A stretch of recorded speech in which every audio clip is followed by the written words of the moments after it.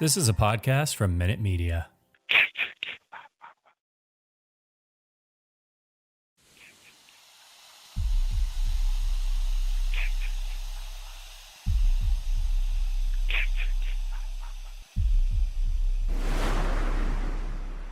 Warning, the following content may contain elements that are not suitable for some audiences. Viewer discretion is advised. Hello, kiddies. This is yours duly, John Kassir, the voice of The Crypt Keeper. And you're listening to Slasher Radio.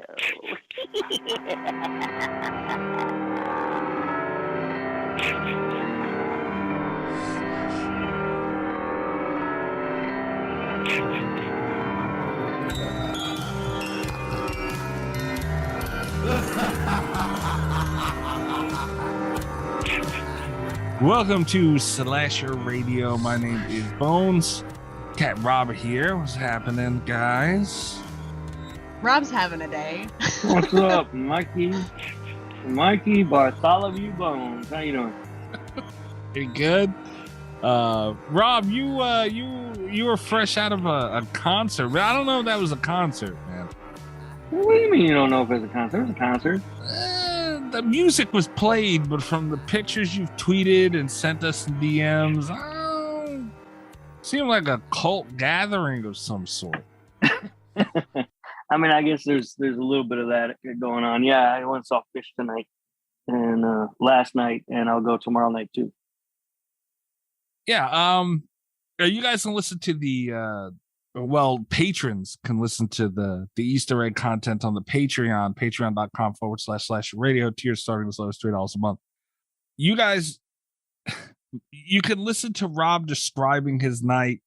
I don't think we should go through all of it again, Rob, but there were drugs involved. You lost a woman.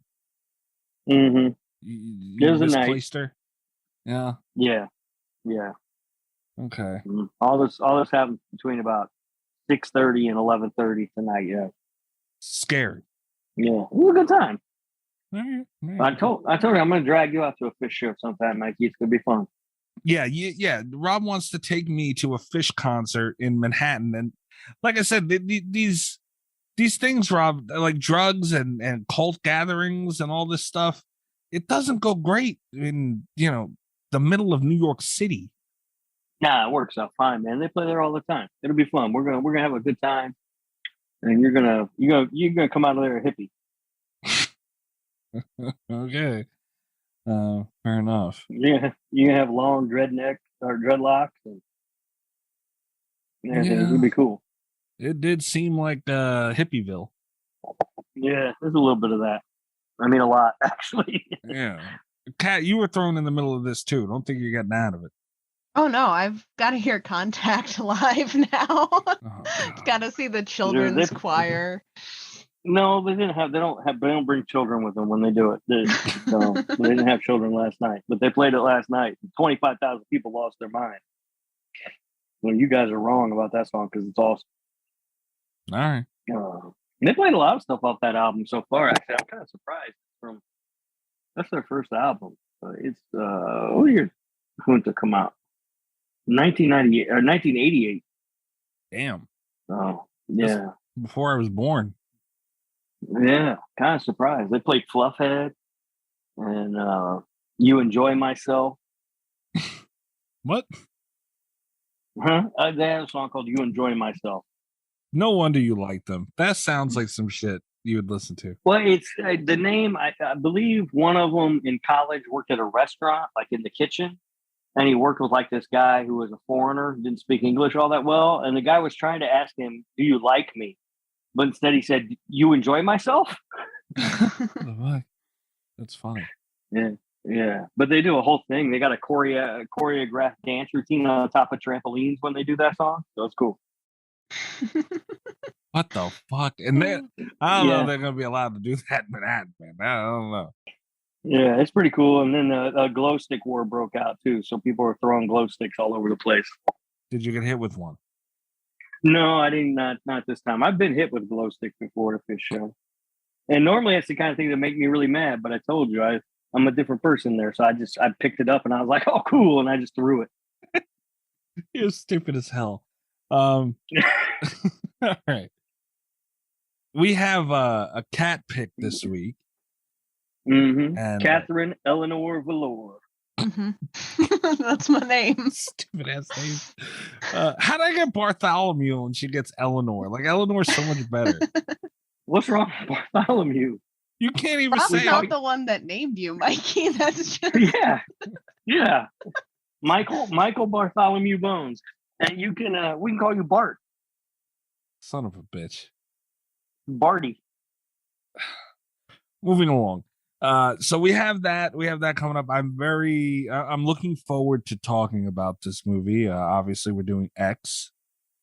Kat, are you shaking and rumbling with excitement? I'm very excited to talk about X. Okay. I have been talking about X since I saw it.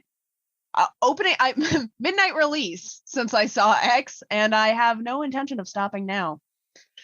I was really hoping doing an episode to get you to shut up about it, to be honest with you. No. Ellie.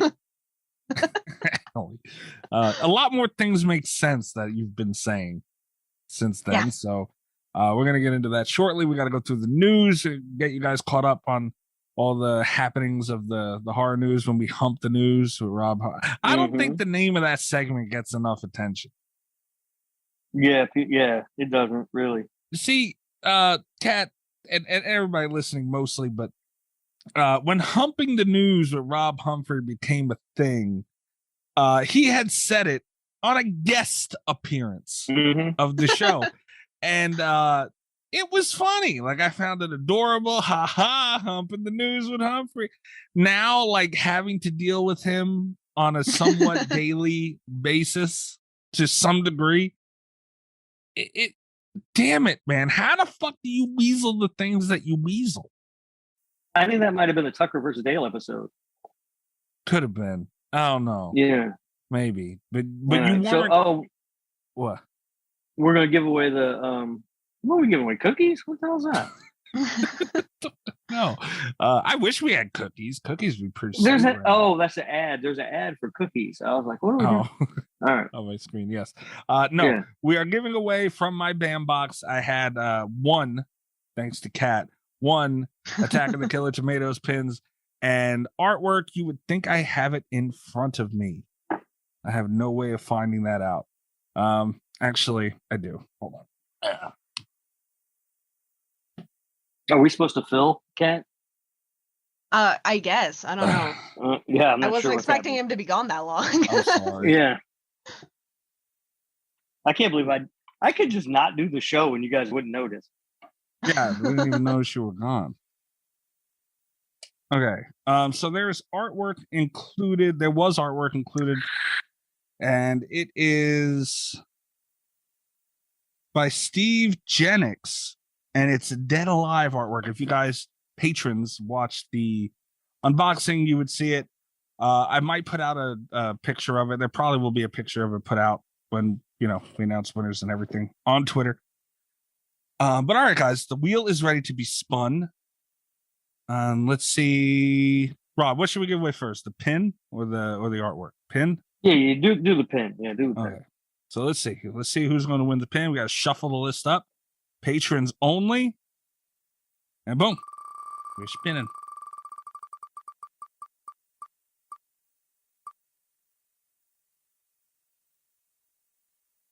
Okay, we got Medusa winning the pin. Medusa. Congratulations. We got a Patreon named Medusa? Here we go. We had this conversation every time he gets brought up. He doesn't pay attention. Check this? Did we check to see if that's their legal name? Because I don't think it is. Technically, it doesn't have to be their legal name. I don't know. Patreon's pretty strict. I don't think they're that strict. All right. So the pin has been given away. Congratulations, Medusa. This will be heading over your way sooner rather than later. And now we're going to give away the Dead Alive artwork. Let's see who wins that one.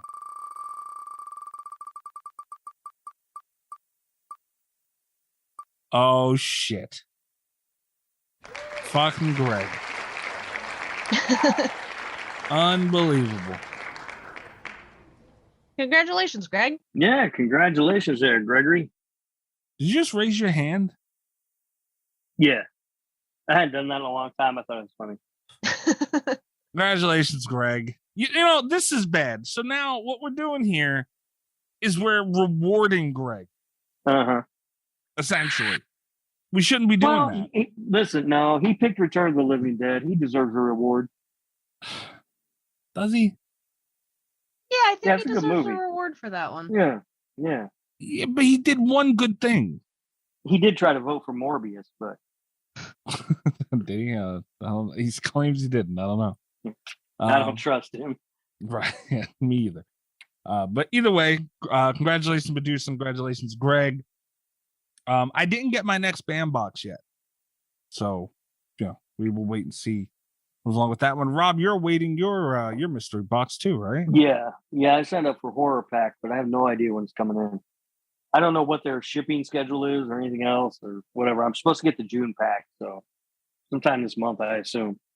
Yeah, it sucks when you sign up outside of, I guess, the shipping realm of these things, because then you got to wait for the next month, and it's like, then you got to wait for that to be shipped out. It's a wait if you do it at the wrong time. Speaking of timing, though, patreon.com//radio, that is how you can sign up for these giveaways when we do have them. Support the show, we support you, and you get all kinds of extra content. Obviously, horror merch. There are tiers where you will get /radio merch. Also, it is the beginning of the month. When this episode drops, it'll be a little closer to the middle. It'll be about the 7th, 8th. So that's the best time to sign up for Patreon, guys. The billing cycle renews every month. So, you get yourself a full month. Decide if you want to stick around or not. Hopefully you do. Yeah, and you get everything too. It's not just like the stuff from the date you sign up forward. Like you can go back and listen to all that old stuff. All of there. Yeah. That's true. And I mean, you could do all that in a month and then just unsubscribe if you want to screw us like that. You jerk. Don't, but you can, yeah. To be we can't honest, stop you. Why don't you be cool? Yeah. If you did want to, if that was your plan, it would be a challenge to listen to all the content in just a month, because you get an extra show every week. You get Easter egg content, which is lengthy usually. Like there's times where I'm like, okay, I gotta cut this off. Like it's fucking ridiculous. So yeah, you get a lot of stuff. Also, you might want to plan ahead. The /radio.com will more than likely be going bye soon. Yeah. So, all of our episodes, I think Spotify keeps all of them. I don't know what you guys listen on. I do know there were a few people who listened on the website, but Spotify I know keeps everything. iTunes keeps a certain portion. I don't think they keep everything on there. But patreon.com//radio, you get all of the episodes. Every single one of them. From beginning to end, interviews, all that stuff. So, maybe start thinking about it. Like I said, tiers starting as low as $3 a month. Yeah. And then the next tier up, you get the Lord Hope for Y'all Radio Entertainment Network. And that's where you get great advice like, Sexy Time with Rob and stuff. I'll help you out. You do something. Jake recently was the most recent member to sign for the Patreon. We thank you again, Jake. But he was saying something about the Sexy Time. So he's in the situation we talked about. He is just signed up for the Patreon. He gets all the episodes of Sexy Time with Rob. No, yeah, go back and Jake. You want to listen to that stuff. It'll help you out, brother. Kat was going to sign up just to let Mr. Cat's boyfriend listen to all of it so he can learn a thing or two. Well, hold on. Let's not get carried away with that. I believe there's 7 or 8 episodes of Sexy Time with Rob. Oh my God. Why? We did that 8 times. And Kat, I think you made me do one alone once. I don't remember. I did, yeah. So, don't blame you, but yeah, you're lost, Kat. You're lost. Sometimes when I know I'm not going to be here, I just like to throw the grenade in and run and duck. Yeah. But as much as obnoxious as it is, it's funny as fuck though. Like I will admit, like there are times like when we record Sexy Time with Rob and the episode goes out, like I look forward to having recorded it, edited the damn thing. I still want to listen to it when it's all said and done, like because they're usually pretty entertaining. Yeah, and you learn so much. Pass my wisdom on to you. We'll be doing an episode soon about not losing the girl of the show. I don't think you're qualified to speak on that. You can tell you what not to do, maybe. Yeah. Ways to prevent, maybe. I don't know.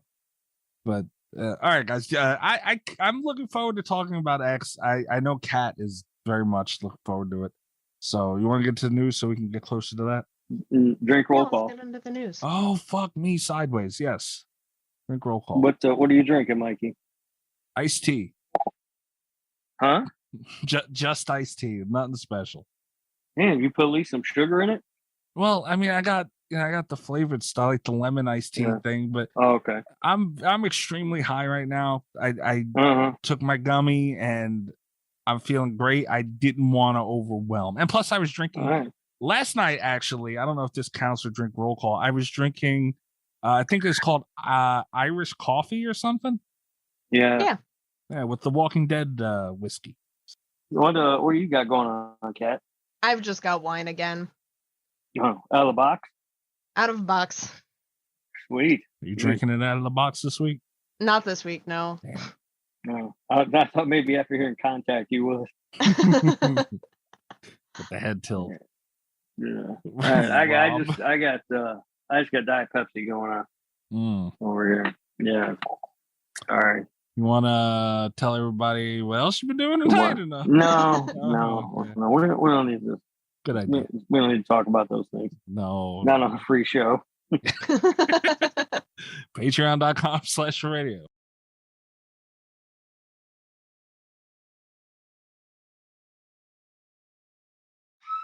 It's time to hump the news with Rob Humphrey.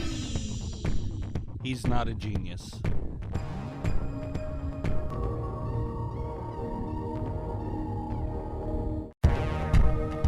I have to be careful with this fucking Tweepy thing. It's got me following children. What? I just noticed somebody followed me. And I'm like, they look young. It's like a child. What the hell? You're going to prison, Mikey. I know. I unfollowed them. Now that I know, I didn't see it. Jesus Christ. You're like, I don't want to go see fish. We might get in trouble. And now you look what you're doing. Right, yeah. The FBI has already got your IP address logged, dude. I'm like, what the fuck? All right. So news. Rob, you kind of have something to do with this little article here. We have a couple of NECA things, and you have expressed privately, but now I believe we should make it public. You are a figure guy, officially. I don't think it's right of you to out me, Mikey. But yes, I purchased my first ever NECA figure, and I'm deeply in danger of becoming a figure guy. But yeah, this thing figure was too sweet to pass up. Yeah, it's awesome. It's the 40th anniversary action figure, and it kind of recreates the poster for it with the light beam. Yeah. I wonder how they're going to do poster. That. I don't know. Batteries and everything. I ain't buying no batteries. You gotta buy batteries for it. I draw the line at batteries. Rob, come on. If you went this far, you're not gonna buy batteries. You gotta draw a line somewhere. Take a stand, you know? I spent who knows what on this figure, but it don't work. You know, I have something, a Walking Dead DVD collection. It doesn't count as a figure because it's not a figure, but it's like I forget. The governor had it where it's like a fish tank full of zombie heads. Oh, he sure did. He sure did. And that's what it is. It's like you put the DVDs in the side, but it's like you fill it with water and the zombie head's kind of like floating there. Really? Yeah, it's kind of cool. Man, that's crazy. Yeah, but I wouldn't want to put water in it. I'd be afraid it would my shit all wet. Oh no, I put water in it. Worked fine. Everything's good. All right. But yeah, mine don't light up like this. I'm jealous of this one. This one's pretty freaking cool. Yeah, I couldn't pass it up. I liked it too much. Yeah, so you picked that one up. There is also NECA is they're releasing, I don't know if images or if this is out yet completely, but it's the 40th anniversary Creep Show figure collection. It's got cloth. I did on not it. see this one. Oh. Yeah, I didn't see this one on their web store when I was looking. You gonna get But I this went one? specifically. No, I went specifically looking for the thing. So, like, I didn't look around a lot. But yeah, that's cool looking. Yeah. Yeah, they do a really good job with all their stuff, I think. Yeah, if you're gonna get, I mean, that's where. Oh, look, it comes with the pumpkin, the candle, different faces. I mean, they go Yeah. above and beyond. Speaking of Creep Show, they will be launching a new comic book series starting this Halloween season. Really? Yeah, All right.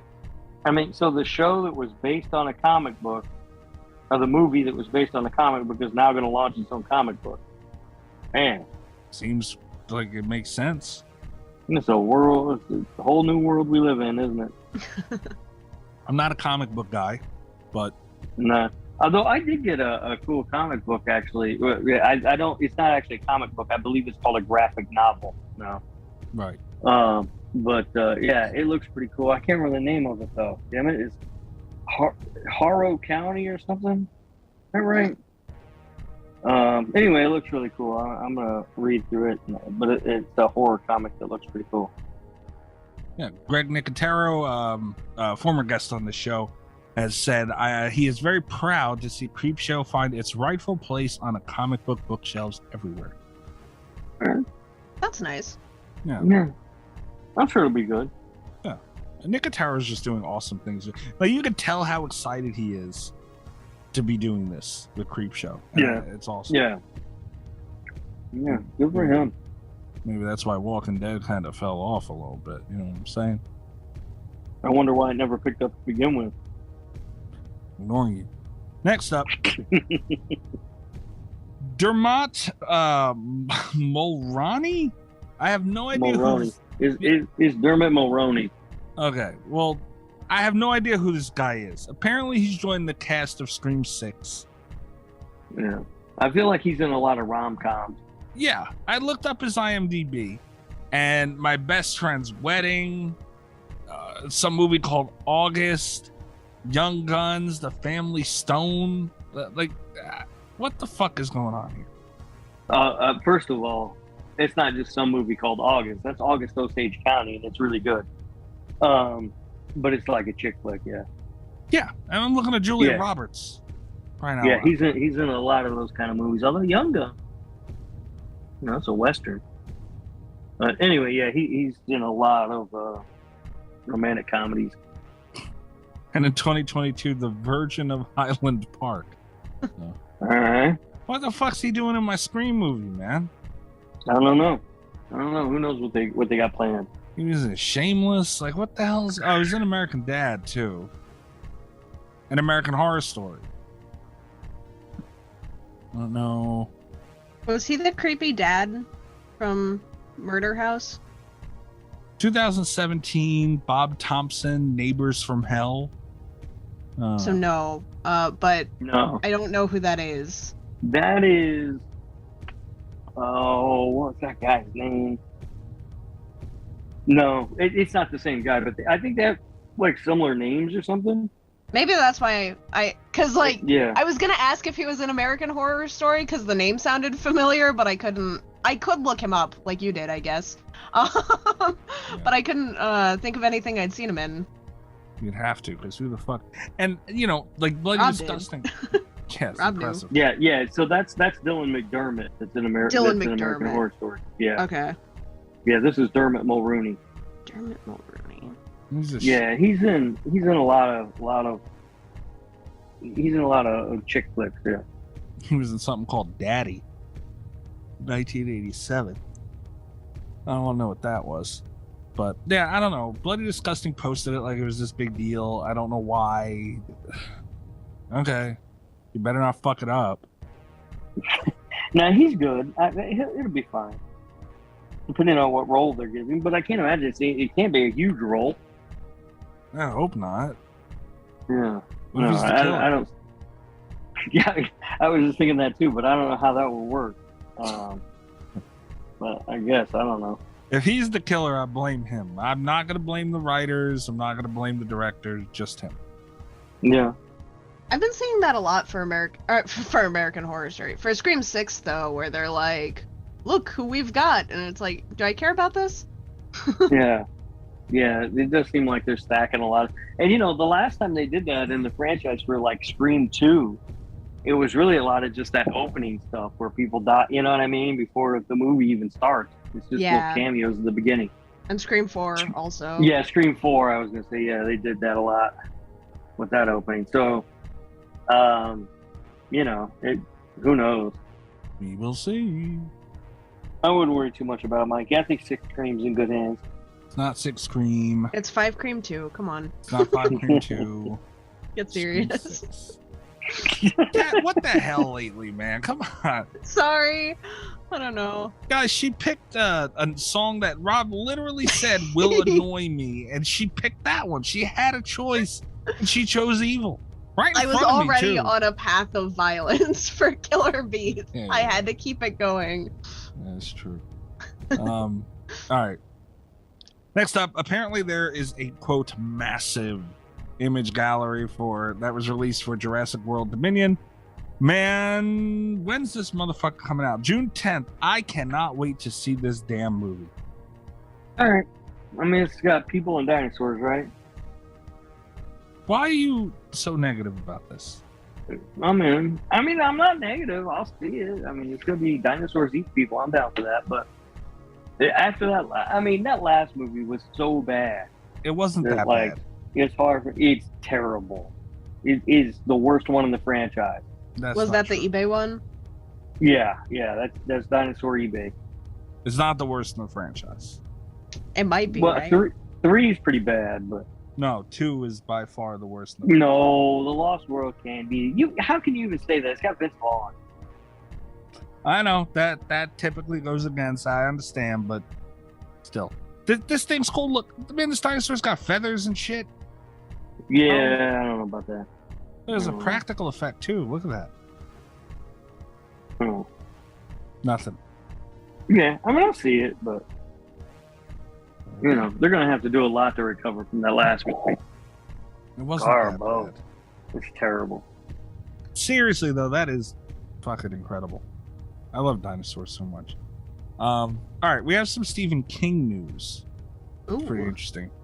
Stephen King reveals upcoming novella Rattlesnakes is a sequel to Cujo. Oh, yeah. I had read that. I thought it was a joke. Really? Oh no. Apparently it's real. What did you know about it, Kat? Because I don't really know anything about it. I didn't either. I saw someone talking about a Rattlesnakes Cujo sequel, and I thought someone was making a dumb joke. Oh. That just doesn't sound real. I didn't click through or read the thing. Now I kind of wish I had. Well, damn. Is it like a rabid snake? Well,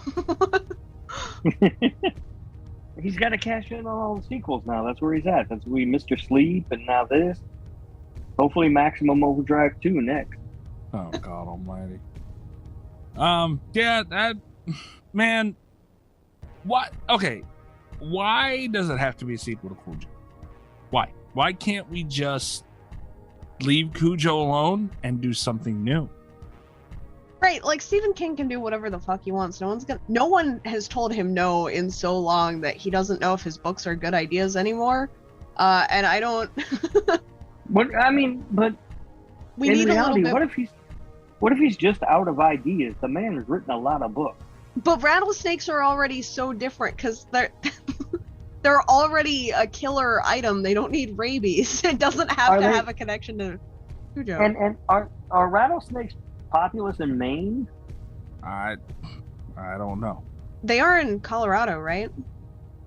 I think so. I don't know. I don't know that they're in Maine. The one other state that he writes stuff in. Yeah, I guess he could do that, I guess. Well, Stephen King himself said, I just wrote a long story called Rattlesnakes, and it involves at one part twins who are only 4 years old falling into a rattlesnake pit, and the snakes get them. It's a terrible scene. All right.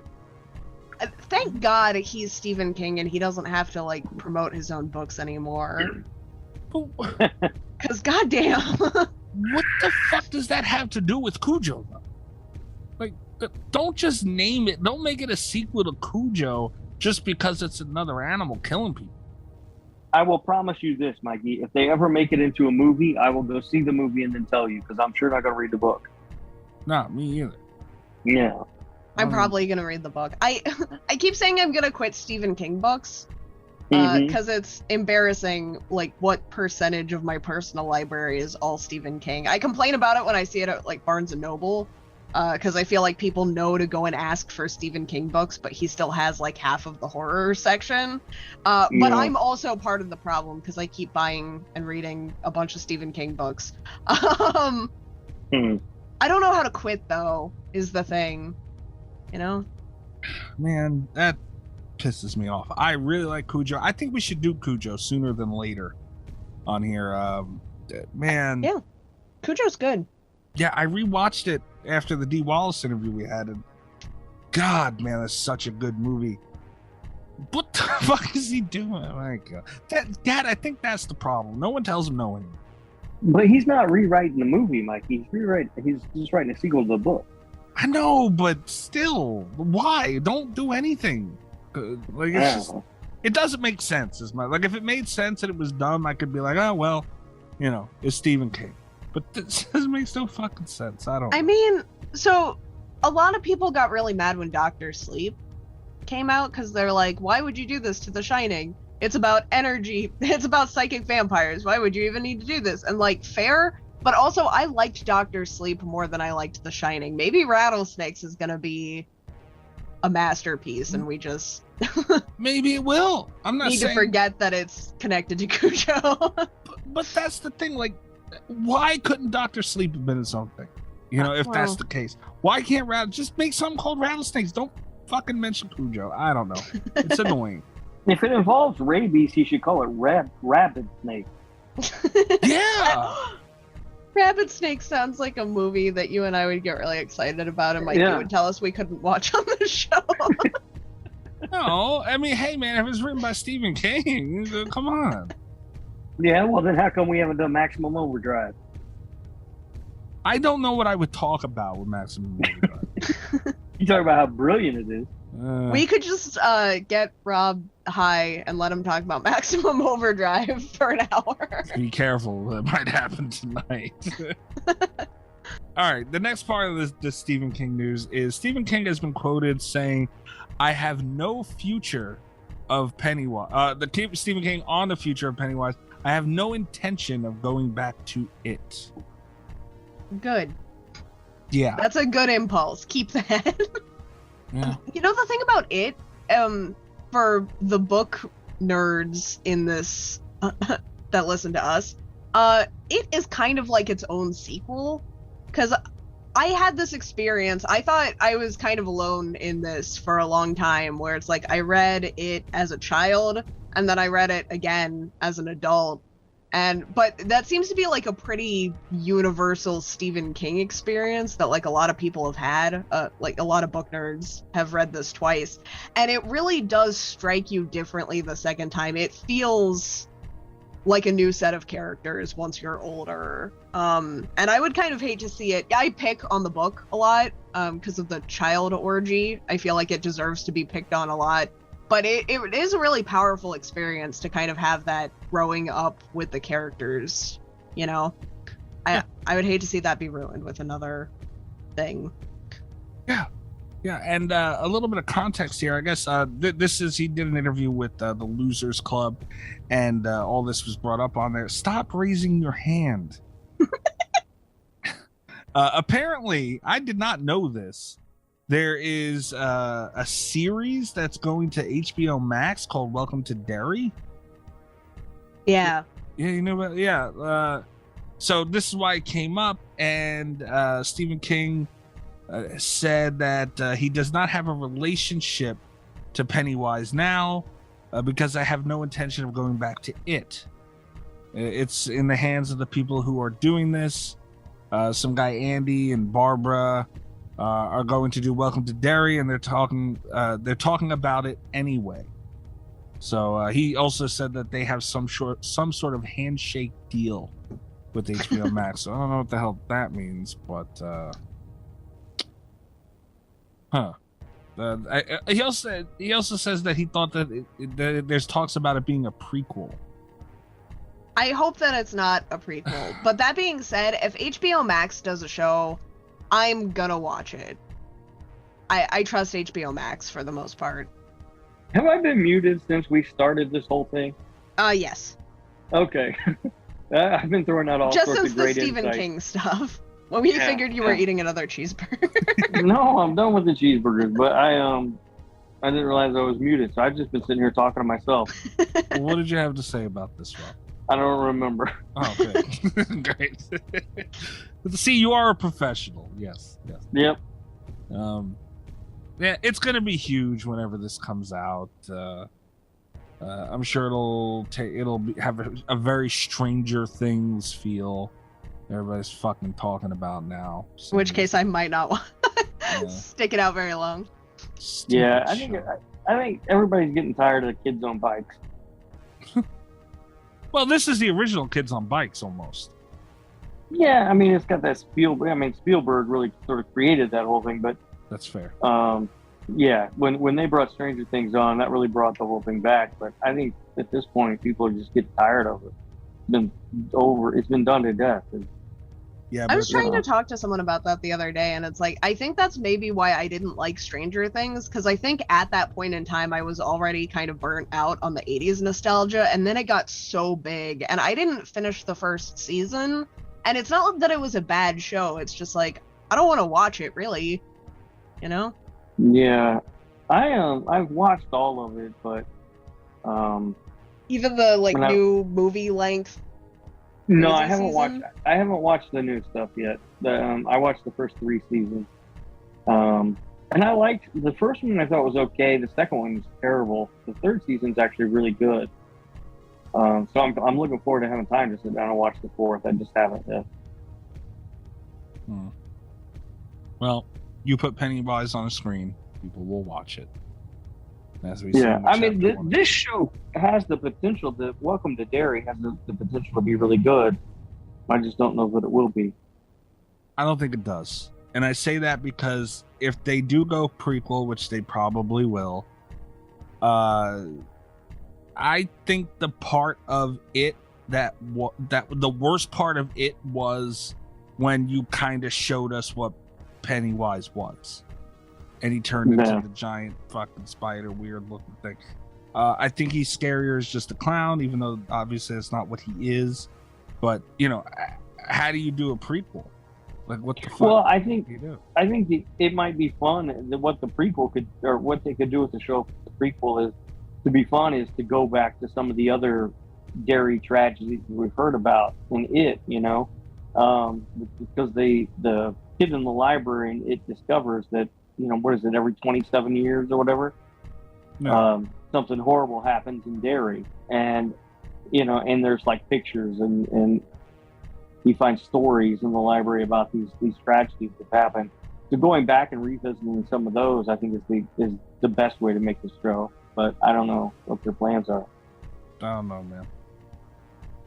No. What if they try and do some like John Wayne Gacy type thing? Yeah, that'll be dumb. What? Well, like You know? if he was like a clown before he died or something, and he got transferred into this, you know. Yeah, no, I That don't want sounds like any a of that. plot of American Horror Story. Kind of does. Yeah. I think that, if they try to come up with too much of their own stuff, it's going to be awful. I agree. Yeah. Yeah. So I That's think why- the closer they stick to the original, the better off they'll be by just going back and revisiting those old tragedies. And it would be kind of interesting to watch. I don't know. Cat's like my anti-it buddy, or anything past the original, and I like that because a lot of people Yeah, I are don't- into it. I don't love any of the new stuff, but I do, like I said, I trust HBO Max. I'm gonna give it a shot. If it runs for too long, I think all of the shows that I've not liked on HBO Max have been because they've like run for a long time and, you know, they kind of burnt themselves out. I think if it's just like one season, HBO Max can handle it. If it's 6 episodes, it's gonna be really good. It's fair. It's fair. All right, so that's it for the news. I don't have shit else. We will take a quick break and we will be right back with Kat's maybe favorite movie of all time, X. We're doing Jack Frost?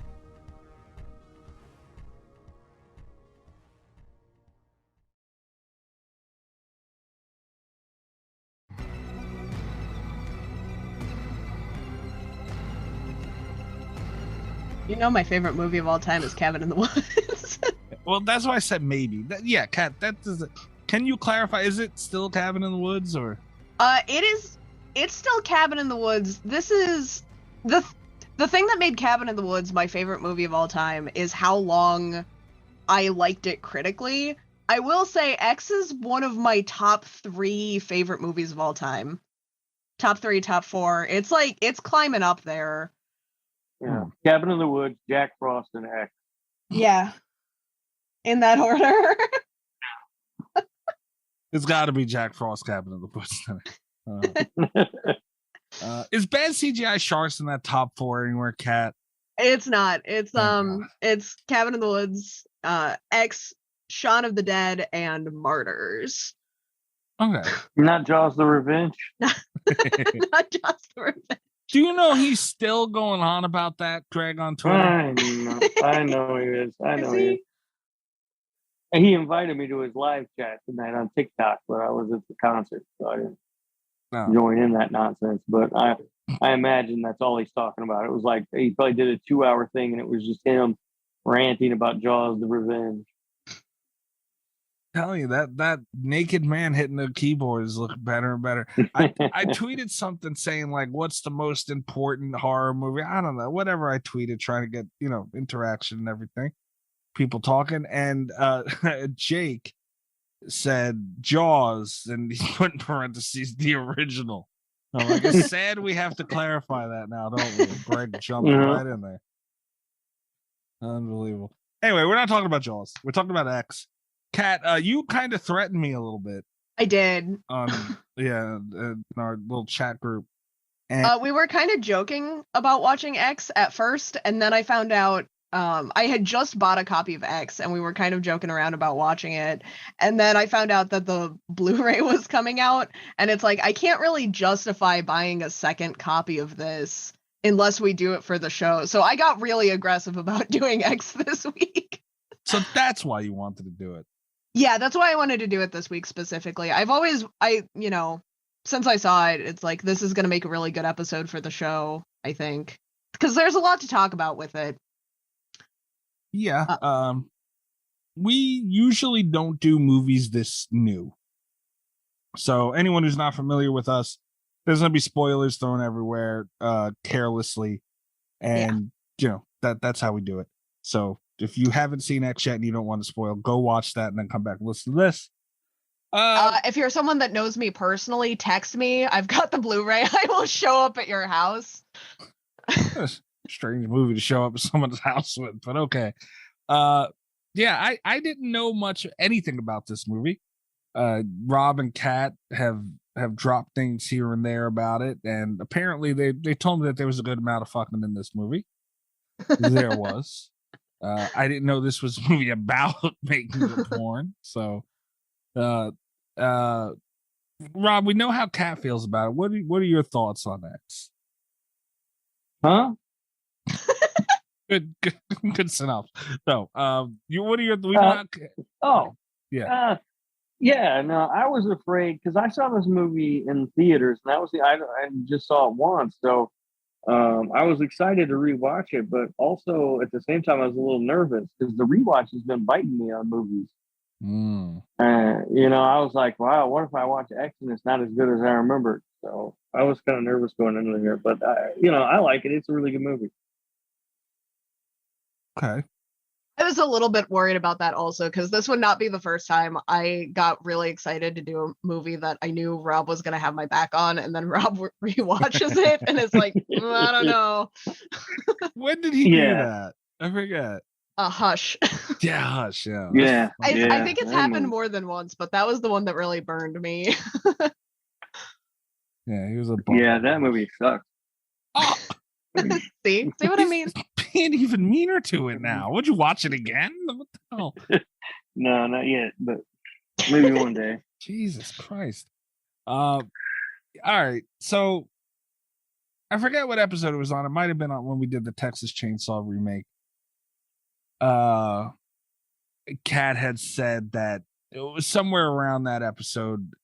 You said that X was probably the best Texas Chainsaw remake or something like that. X was the Texas Chainsaw remake that I wanted. Yeah. Right? Yeah, something that where yeah. I see why now.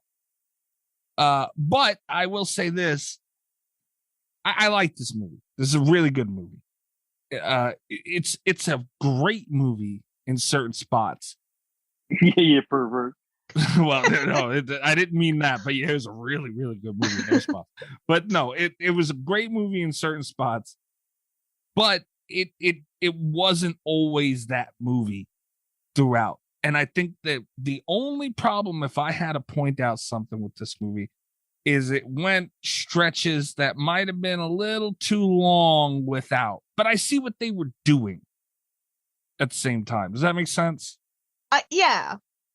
Which is, I tried to time it, and I don't think I wrote the actual timestamp down. Let me grab my notes.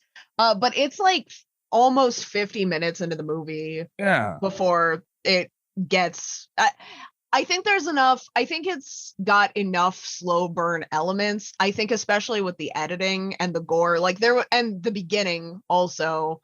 I think there was enough of that time spent foreshadowing for me that it doesn't bother me at all. I think they use that time really, really well. But like we were talking about in chat before we started this, like over the weekend, I understand that this is not a movie that is for everyone. And that whole 50-minute mark is kind of why. Like that's kind of a long time for a slasher movie to not have any slashing in it. You know, yeah. Which I wouldn't really call this a slasher movie, but it's paying homage to like the 70s grindhouse, and they were not this slow. Yeah, and I think that's the kind of, because the type of movie it is doesn't add up. But I feel like, you know, it doesn't. You can be a hybrid, which is what I think this movie wanted. You know, it was paying homage to stuff like that, but I think it was very aware that it was doing its own thing. And I think that's something. I think it's something that really struck me. It was one of the reasons why I was so impressed with it in the theater, because I saw the trailer for it, and it's like it's got Brittany Snow walking around, and then it's like you can make a good dirty movie, and I was like, oh, I'm gonna watch this. But I was sitting in the theater actually watching it, and it's like, this is, because it combined, you know, they do very much like that late 70s grindhouse splatter punk over the top violence, but they also, like I think in the editing and in the soundtrack and the sound design, there is a lot of that like French avant-garde style of editing. Which they kind of point out even in the movie itself, that they, you know, wanted to be a little bit more highbrow in that regard. And those are two of my favorite genres of film that I had not ever expected to see combined so seamlessly. Yeah. I also feel what worked in this movie's favor is the beginning, like the open, where, you know, you see all the bodies they're walking through. Very, very Texas Chainsaw. Oh yeah, extremely Texas Chainsaw. And two things with that. One, I think that kind of held you over, and plus the, you know, that 15 minutes of nothing. I don't mean nothing, but no horror. It held you over with that, and also that was entertaining. What was going on in the middle between it, so you don't get too mad. Also, yeah, that's the big point. That part is when they're setting up the story and all the characters at the beginning of this movie, it's still entertaining. Right. Like it's not dull, it's not boring. And Ty West is sort of the master at that. He does a great job in his movies of creating characters and also recreating eras. I mean, If you've seen House of the Devil, that movie looks like it was lifted right out of 1983.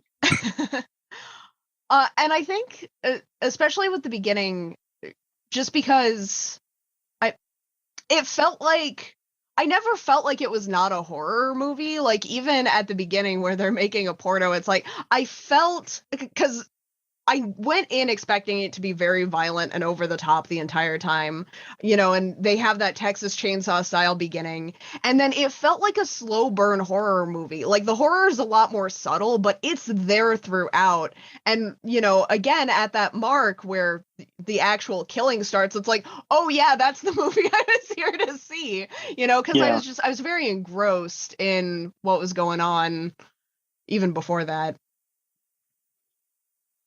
Yeah. It felt very ominous. Yeah. I see. There's slow burns, and then there's stuff like this, and I don't say that necessarily in a negative way. I just think this was a little too slow to be a slow burn, but that's okay, dude. I truly think if you sat Ty West down, like, he wouldn't blink at that. Like, he wouldn't give a fuck. Be like, yeah, this is what we made. And I hate when movies get thrown in certain things, and it's like, man. Like, this is they did so many different things here to make it unique that it's like it's its own thing. Like, it doesn't have to play by any rules of anything in particular. And another thing, like, why the fuck can't movies, like, I'd imagine it's difficult, but is it really truly that fucking hard to recreate a feel? Like, dude, this looked like if you were to have blindfolded me and just showed me that, I would, like, in January, I would have thought that was the trailer for the Texas Chainsaw remake that we got. Seriously. Yeah. I mean, I would have thought that might have been extra scenes that was, like, digitally upgraded to 4K or whatever from the original. Like, it was that fucking good. Why can't movies do that when they're trying to, like, you see movies that they're trying to make it gritty and they're trying, like Texas Chainsaw, and it looks like fucking, I don't know, Pretty Woman or something. Like, it's like, what the fuck? Phenomenal job with that. Yeah, he did a great job with that. But again, that's something he's done a lot of. Like, I mean, House of the Devil is stylized just like a movie from the early 80s. I mean, it's incredible, and he does a great job recreating that sort of feel with that film. And now with this one, he just knocks it out of the park again. You're making me want to watch that now. I would like to see it again. I don't know if you'll like it. Oh. It's good, so I don't know if you'll like it. Oh, son of a bitch. We're sitting here agreeing on this. Shame on you. Yeah, it's a really long, slow burn, House of the Devil. I mean, so not as much as his other movie, The Innkeepers, but it's still a pretty slow burn. But if it's good, I don't mind. Like, slow burns aren't bad. It's just a lot of movies go, oh, we're a slow burn, but, like, no, dude, everything is boring until I get to, entertaining killing stuff. That's not a slow burn. Your movie sucks and it's boring. Like, you can't save it with shit at the end. I cannot wait for you to watch Hereditary. I just can't fucking wait. I should go against my own morals and dignity and just side with Rob for how you've been treating me the last few days. I should. But no, no. I'm not getting involved. I'm in a good place. Imagine if we had to do Hereditary this week, Kat. He would not be in as good of a place. Yeah, no, he'd be screaming at us. Another moment when this scene was phenomenal for several reasons, but when homegirl, I forget her name, is going out to swim in the lake. Maxine. Mm-hmm. Maxine. Yeah, that shot, that aerial shot. Fucking it's gorgeous. It's amazing. Yeah. But it also felt like before she got in the water, when she was like at that, dude, that was Friday the 13th. Did you not get that vibe from it, man? Like, this guy, Ty West, like, I'm not very familiar with his movies. This might have been the first I've seen, maybe. But God, man, he can, like, I don't know if he was doing that intentionally. He can set a mood. Yeah.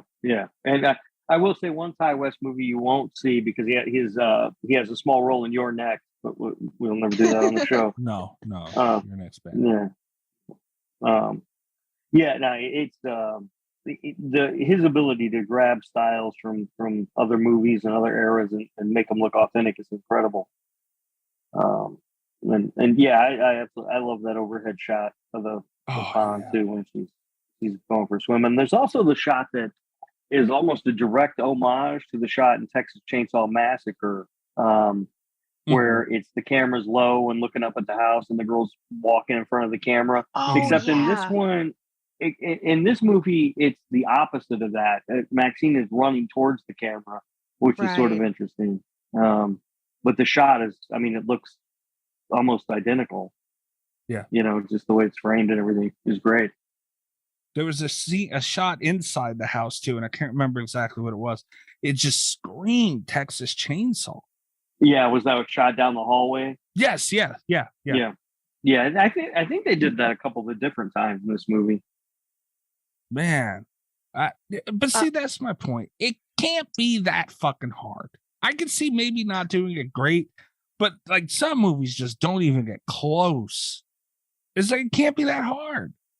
I think part of the problem is that not all directors are Ty West. Yeah. You know, he just has, he's very talented and he does that very well. And I was just excited when I saw the trailer for this movie in the theaters. I was just excited to get a new Ty West horror movie. It has been a while since we got one. And this might be part of the reason I loved it so much. I was really just going into this expecting it to be like dumb slasher over the top nonsense, because that's very much how the trailer made it look. And the fact that it gave me feelings like was very unexpected. It was like a nice little, but it did that without depriving me of all of the stuff that I was there to see, you know? Yeah. And I think, you know, it spends a lot of time at the beginning of the movie before we get to that first real kill. But he's recreating a 70s film. And he's also telling, I mean, the story that he's telling there is just interesting enough, you know, because the characters are also, I think, interesting. And, you know, I was kind of surprised by that the first time I saw it, was how interesting these characters were. Because I think in the hands of a lesser director, it would have been easier just to make them all stereotypes that we all know from slasher movies. It would have been really easy to do that. And I think I'm so glad that this didn't happen, but I think a lot of directors would have taken the time period as kind of a pass, you know, because when you look back at, I hate to say it, but Texas Chainsaw Massacre, you know, we weren't necessarily in that because we cared a lot about the characters, you know? Yeah. And I think that the fact that we do in this movie is that it helps a lot. Yeah. And not just the protagonist either. Like, I feel bad for Pearl, which makes it just a wild, and there's a Joe Hill quote that I really like, where it talks about like horror is rooted in sympathy, you know? And I think the fact that you feel as bad as you do for Pearl makes this a lot scarier. I think probably a lot of people are afraid of aging. And there haven't been a lot of horror movies that have been able to tap into that seriously. Like, there have been a lot of joke movies that have kind of played with those themes. But this one just like really tapped into something here. Well, I mean, to be fair, you're gonna feel bad for Pearl. What's her husband's name? Howard. Howard. I feel bad for him too. Dude can't get it up. I mean, that's fucked up. He can get it up. His heart might stop. Heart might stop. That's even worse. Yeah, that might be worse. Yeah. Jesus Christ. Yeah. But it would have been so much easier to take these characters and turn them into the stereotypes, and just had Brittany Snow's character just be, you know, real bitchy all the time. And she's not. We see scenes of her being very nice, especially when she's dealing with Pearl just before she gets killed. She's very nice to Pearl at first, anyway, until Pearl calls her a whore, and then everything breaks down. But she starts off being very nice to Pearl. It's usually the reaction you get from She a woman. also, Yeah. I'm glad in a weird way. I'm really glad that we're doing this movie for Pride Month. If they would sell t-shirts, if they would sell rainbow t-shirts that said "It's all disco," I would buy the fuck out of that. That's funny. Man, that's a great They point could have with the made- characters. Yeah, I mean, they could have taken that Wayne, who's the producer of the movie or whatever, and he could have just been, most movies I think would have just made him like a, just a real jerk and a real sleazy kind of guy, just because that's easy. But I don't think Wayne comes off that way in this movie, which is interesting. I mean, there's a couple of things he says where you're kind of like, all right, well, maybe Wayne, but what I actually really like about that is because Wayne seems like very charming for most of the movie. I like, because it would have been easy to make everyone very two-dimensional, to kind of make everyone out to be jerks. Also would have been very easy.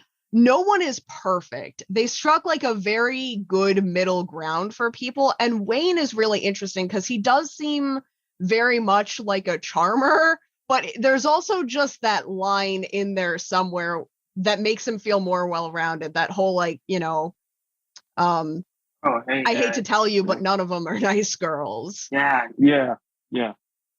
Where it's like there's just enough edge where it's like you don't feel like he's being phony. You feel like this really is the level of nice that he's been able to attain in his lifetime. You know what I mean?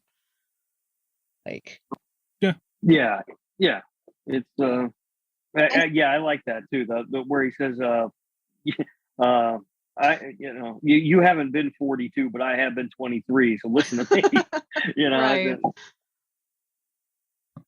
And also, I think the least likable character, except for arguably Howard, I think maybe the least likable character in the whole movie is RJ. And even he has a couple moments where you feel bad for him, and you get to see him be really sensitive, which is not something that we usually see for, like, he cries in the shower and then you feel kind of like a jerk for not liking him. Yeah, he just he comes off, part of is that sort of just pretentious film school idiot that you want to slap. Yeah. He comes across as that, and he's not, I don't think he's the world's best boyfriend.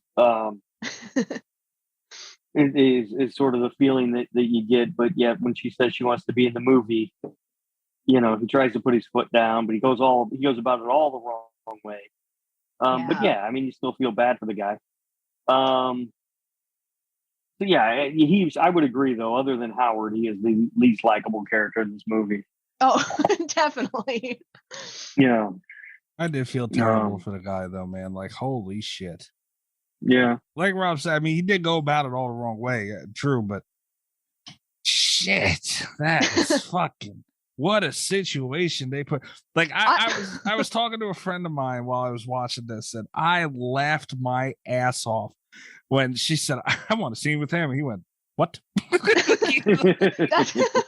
That's one of my favorite parts of the whole movie, because it comes after Bobby Lynn's rendition of Landslide, which is just, I don't think I've ever teared up so consistently in a horror movie as watching that scene. And then just immediately, like, I want to be in the movie. What? No. Yeah. I think the Landslide thing is another example of how this movie could have gone wrong if it was given to a lesser filmmaker, because that could have come off as really just corny and dumb, but I think it's really great. The way that it was edited. edited. That song. I hate that song, and it's made me like it. I fucking hated that song so much. And yeah, it's got a soft spot in my heart now. Like, I was kind of disappointed it wasn't on the vinyl that I bought, because it's like, man. Yeah, but she might as well have just said, I want to fuck him. It's like, damn. But I love, and in the Landslide, because there are so many parallels, and a lot of them are like very obvious, where it's, Bobby Lynn singing about getting older, and then it's, Pearl taking off her makeup, and it's very, sad and heartfelt. But there's a lot of foreshadowing in there as well, leading into it's not like it just came out of nowhere. Like, the comedic timing was very, very perfect for it, but it didn't come out of nowhere, because you can see there's a side-by-side shot during the song that's got Lorraine and RJ, and he's smile, and it's during the line about I've built my life around you, and you can see RJ smiles and Lorraine looks so sad and despondent, and it's like you can tell she wants more, generally speaking, and he's just kind of charmed by the moment, and the foreshadowing in this movie is impeccable. Oh yeah, yeah. I mean, you see, I noticed that this time when they're having the argument after Jenna Ortega's character, whose name I can never remember. It's because they keep calling her Church Mouse. Yeah, they call her Church Mouse most of the time, but I believe she does actually have a name, right? Lorraine. Anyway, that's Lorraine. Okay, yeah. It's interesting how the couples are situated in that scene, because both the other couples are sitting together and leaning on each other or whatever, and they're sitting in two separate chairs, Lorraine and RJ, right. Very much separated from each other. It's an interesting way they set that up. I laughed my ass off, man. That shit was funny. Another good line when dude went outside to talk to him after that to kind of try and calm him down. Like, and if she's serious about that, and he looks in the window and goes, "Which I think she is." And then they have dude doing push-ups next to the bed. Like, dude, that's man. Like, that's him. I've never, ever seen anybody do push-ups before Poom Poom time ever in my life. That's got to be a pretty common thing in the porn industry, though, right? Because it gets you like all sweaty and your muscles get all hard and you look your best. But could you imagine? Like, imagine walking in a bedroom and you got two people prettying up your girlfriend to, go do this thing with this guy, and he's doing push-ups. I'll be like, what are you gonna do? Stop. Jesus Christ. But yeah, no, at the same time, as funny as it was hilarious. God, man, my heart broke for that guy. Like, cause that you put yourself in the situation, you're like, damn, I could never, ever. No. And he's got dude's got to stand there and film it.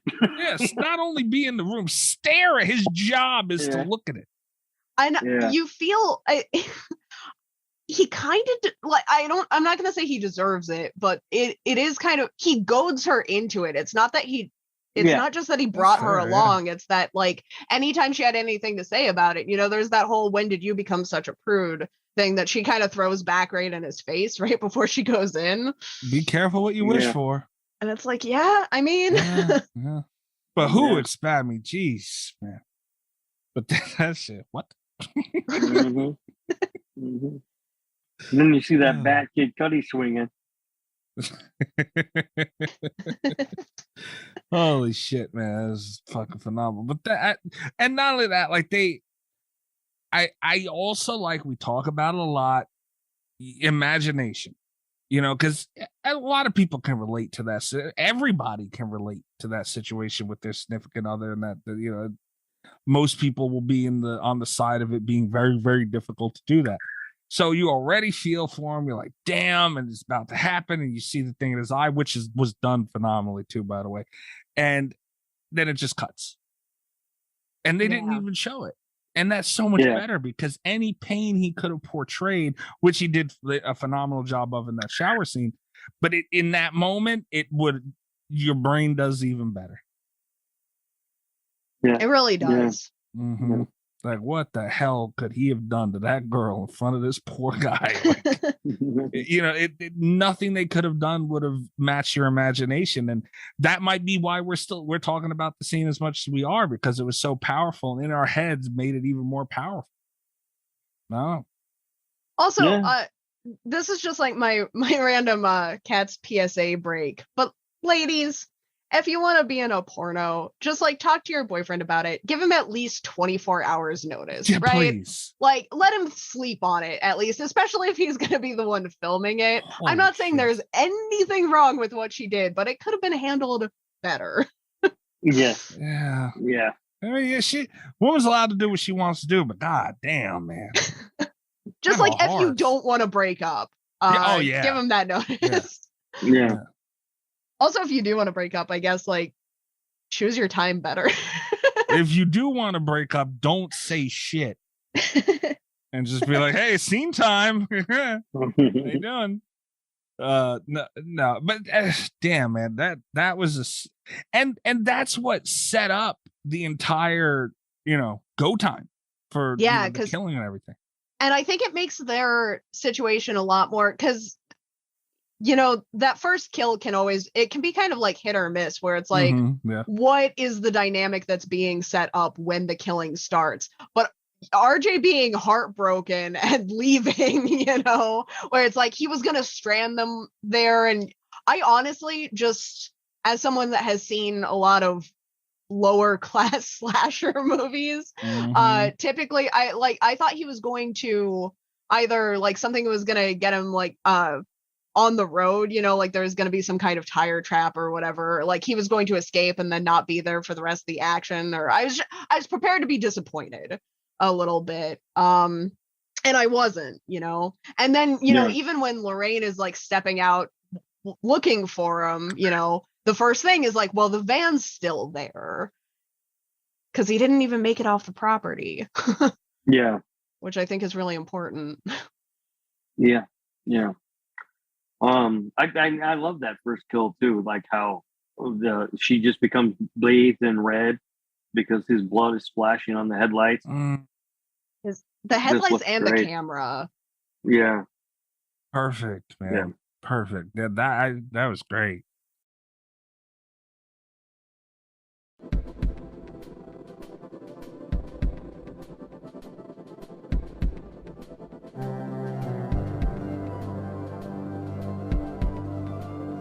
That scene is actually also, not only was it visually very appealing, but I think highlights one of my favorite aspects of the movie. I love how they did the score for this, because they have a soundtrack with, music from the time period, or in Act Naturally, I think that's actually a little bit pre-70s. But they had, they had this stellar soundtrack, but they had the score running through it all the time. And I love so much in that first scene, because they're playing Don't Fear the Reaper, which also is one of those things I think could very easily be like super cheesy, because you always want to play Don't Fear the Reaper in a horror movie. And this is one of the instances where it worked. But it cuts out for a little while to play Wee Wee Marie instead, where she does her dance. And then it fades back into Don't Fear the Reaper. And that score, like all of the ominous scoring and stuff that plays in the backdrop of the rest of the soundtracks, I think was just like amazing. It felt so immersive, Yeah. Yeah. I also think it had, all that was there. And I think it was powerful because of like she wants what she wants, Pearl, and obviously she's not getting it, and it's like that she got that rush, because she just kind of lost her shit and kept stabbing, and you can kind of see her just go and fall into it, and then she gets up and she's looking at her hands, and it's like she got a taste of her moment right there, in a way, is how I looked at it. Oh, absolutely. Yeah. Because she comes on to him first. She's denied again. She snaps. She goes after him. It feels so visceral. And then that's also when she goes into the dance also, I took very much as a sign that she's feeling younger again. Like she's back in that moment, feeling all the things that she's lost. Yeah. Yeah, that was a powerful scene, man. I was like, damn, like she really, I just can't get over how well, anytime you've seen any type of gore, even if it was like running over the guts and mush, whatever the hell from that cow, or like anytime you've seen any type of blood, guts, gore, or whatever, it was fucking phenomenal.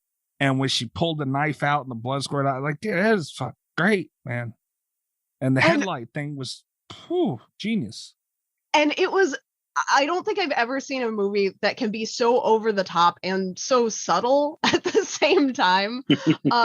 They got me with the eyes, you see you see, I almost called him RJ. You see Wayne's eyes getting poked out, and then it cuts away so fast. But then when it cuts back, you see like the full visceral. And then there's a shot after that. I've seen this movie God knows how many times at this point. But there's a scene later where he's just laying on the hay and you can see his full eyeball out of the socket. Yeah. And it's like, oh my God. It's just hanging out there in the foreground. That's an entire fucking eyeball right there. Yeah, I noticed that this time when I watched it. I don't think I saw it in the theaters, but I did notice it this time when I watched it. Who did the eyeball better, X or Benny Loves You? Like, it was more subtle in X. Yeah. Fair. Yeah, man. That's true. They kind of like the blood was a little over the top, but it's like it had purpose. And if it has purpose, is it really over the top? Like, everything made sense. Everything seemed pretty practical. Nothing, even if it wasn't, it wasn't so egregious where you look at it and you're like, that wouldn't happen. Like they did a great job of that, man. I think the movie is also very quotable, which I think is fun. Yeah, there's some good lines. Maxine had some really good lines, I think. Everyone had good lines in there, but in fact, I did quote this movie. My friend had gotten on Xbox that when I was talking to him, and we were bullshitting around a couple times. We went, and I think she is. So yeah, it had its, it had a little bit of everything. They got me with a jump scare in this fucking thing. Oh, which one got you? Good. When she was running away from the house after, yeah. And she runs into Wayne. I was like, holy fuck, where the hell did you come from? Like, yeah. And I think, it was done great, the actual jump scare itself and the whole moment right there, but they got you so invested into what was going on, and it's like, then that comes out of nowhere. And and we've talked about it a million times. Jump scares aren't supposed to be jump scares alone. There's supposed to be something before, you're supposed to do something after, and that's what makes it effective. And this was perfect. Yeah. I found myself in this watch fascinated by all the foreshadowing in the movie, like how everyone's death. They talk. Everyone says something about their death before they die. Yeah. There were two I couldn't figure out, but So, Bobby Lynn, who gets eaten by the gator, you see her on the side of the strip club. She's in the mural. Yeah, she's the one in the mural that's having her bikini pulled down by a gator. Ah. Yeah, and then Wayne says at some point, he says, "Oh, people see what I just saw, and their eyes are going to pop out of their head," and he gets stabbed with the pitchfork. He's a double whammy because he also has the flat foot line. Yeah, he says that he can't go into the army because of the flat foot. That's right. And then that's right. And Harold talks. He talks a lot about how Pearl could fall and break her hip. Mm-hmm. And that's ultimately how she gets killed because the truck runs over her head, but she can't get out of the truck's way because she has a broken hip. Harold talks a lot about how his heart can't take it. And then he has a heart attack and dies. Jackson talks about being shot at by enough farmers when he was in Vietnam, and then he ends up getting shot by Harold. The only two I couldn't figure out were Church Mouse and RJ. Theirs didn't seem to be foreshadowed, at least not that I caught. It actually made me want to watch it again. I was hoping to get it in one more time before I watched the movie, but I didn't find the time. Because I was looking for the only thing I can think of with, because with Lorraine, she takes the I know it's not how she dies exactly, but it feels really significant when she takes off the cross necklace. Yeah. But yeah, I thought I had RJ's, but I don't remember what it was off the bat. Another reason to rewatch X. Yeah. There's so many little things in there. Like Mikey, you've only seen it once. Did you notice what it said on the side of their van? No. It says plowing service. That's fucking hilarious. Wow. Yeah. That's funny as shit. Well, RJ's could have just been him, like you mentioned, Kat, how he's pretty much going along. I mean, it wasn't the specific to how he died, but you know, he was pushing Homegirl towards the whole industry and everything, and that's essentially why he left. It was in that situation. Yeah. Yeah. This is like a big old oxymoron right there. Yeah. Yeah. I just, those two, I had trouble figuring those two out. And I was like, it doesn't make sense to foreshadow everyone else except for these two. And so but I couldn't figure it out. Yeah, I was already like into the movie when I had noticed that they were all kind of, because I noticed, I think, first with Wayne, and I was like, oh, that's kind of funny. And then Yeah. I noticed with Jackson, and it's like, wait a minute. So they might have just been before I started paying attention for that, but it was something that I really appreciated. Yeah. Yeah. I thought it was fun to it was kind of a fun game to play along with, trying to figure it out. I love all the performances in the movie. It's getting praised for that, but I think everybody's fantastic. Mia Goth is getting a bunch of praise for her dual role. Right. People I think are impressed with Kid Cudi. I think no one knew whether he could act or not. It was kind of like Lady Gaga. We were all like, but he's great. But I really think Brittany Snow, to me, she steals this movie. She's fantastic. I'm gonna be honest with you. Didn't know that was Kid Cudi until you said something earlier. Oh yeah. I had no idea. Did phenomenal. It's his first horror movie I saw. I don't know if he's been in other movies or not, but he was a lot of fun because he was talking. I watched the little behind the scenes thing, and first of all, I did not know that Mia Goth was British. So that was. Oh, I didn't either. That was alarming. Her voice sounds absolutely nothing in the interview like it did in the. Not only is she British, but her voice is a lot higher pitched than I would have thought. I did a bit of a double take. Is it like Hugh Laurie? Like, I remember the first time I heard him in an interview, and I was like, "What?" Yeah, probably. That happened to me with Andrew Lincoln. He started talking about Rick from Walking Dead, because you get all this Coral, and then I heard him talk, and it sounded like this. I said, "Whoa!" It's amazing how actors can do that. It's fucking wild. Yeah. But they also. Ty West was talking about how he wanted everyone, as much as possible. There were like two factors that came into casting. He wanted everyone to be breaking some kind of typecasting. And he chose people for auditions based off of what kind of questions they could answer about the movie. Like, his one question in the preliminary interview was like, why do you want to be in this? And he just kind of, and Brittany Snow's she got the character right off the bat, you know. She was like, these are the things that I think are going to make this a really good horror film, and this is why I want to do it. But Jackson was a lot of fun because he was talking about why can I only think of Kid Cudi was a lot of fun because he was like fangirling a little bit over Jenna Ortega. Yeah. And she's getting a lot of praise too because she's like horror's it girl at the moment.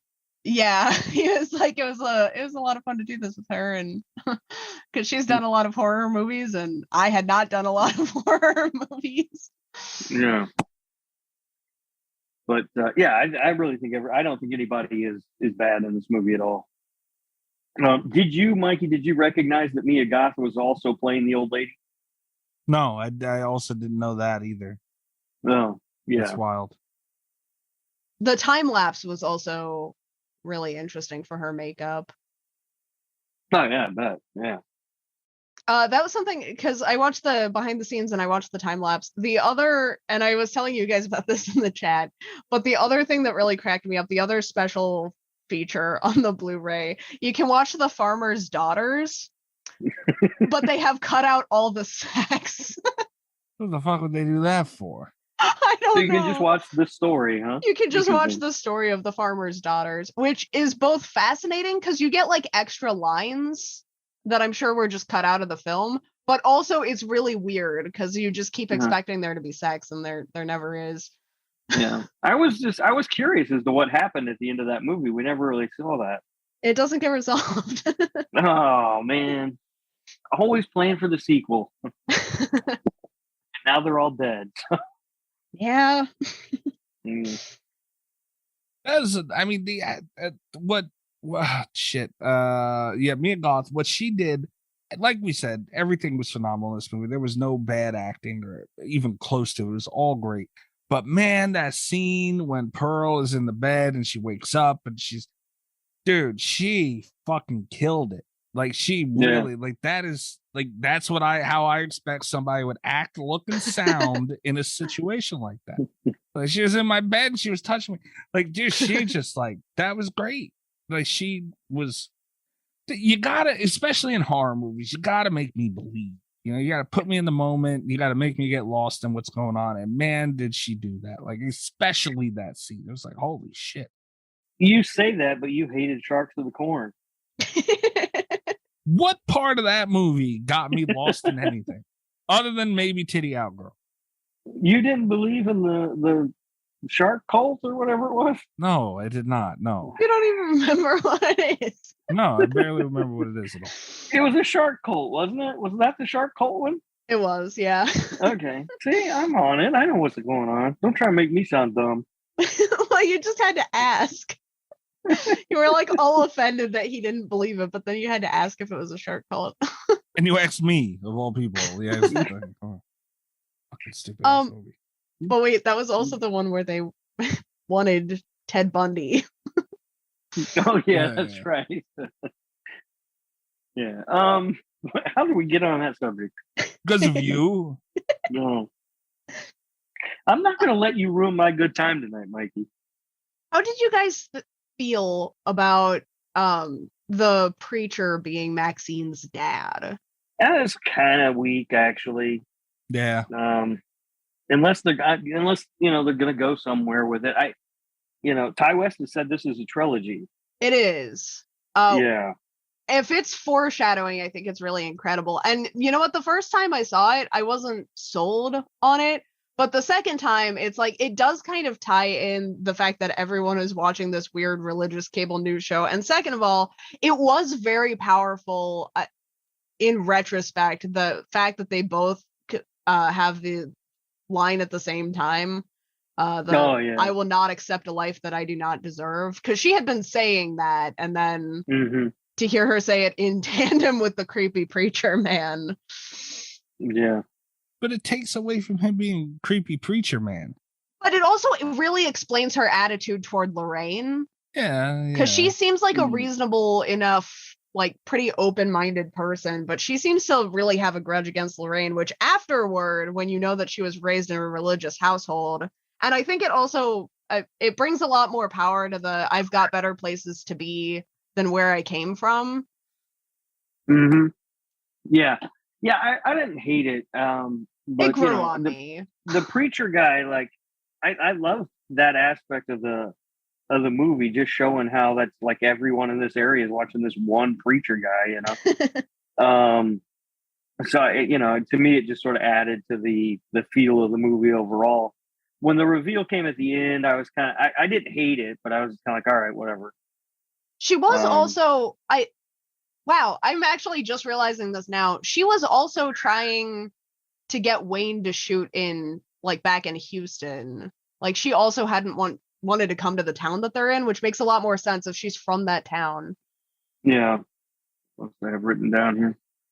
All right, so I guess the big thing that I'm hearing about this movie, a lot of people or a lot of the detractors of the movie are saying, and I don't necessarily disagree with them, is that we probably didn't really need the sex scene between Howard and the old lady. What's her name?